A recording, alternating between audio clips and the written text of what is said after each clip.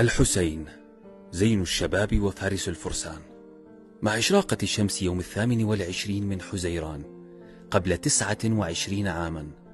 كان الأردن على موعد مع بزوغ قمر جديد في سمائه، حاملا معه الأمل بغد واعد مشرق.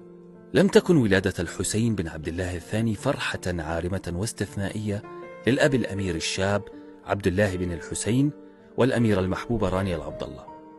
بل غمرت تلك الفرحة صدر وقلب الحسين الجد، الذي استقبل ولادة أول أحفاده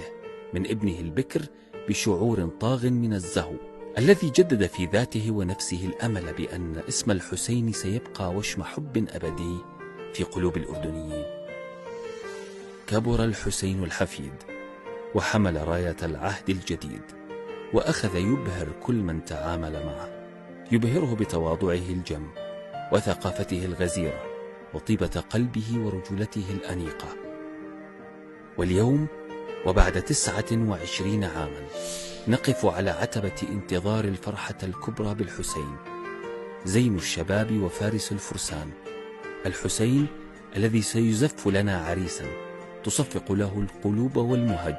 قبل الأكف وزغاريد الحناجر، يزف عريسا وأميرا ليدخل الفرح في كل بيت وليزرع زهرة حب ورجاء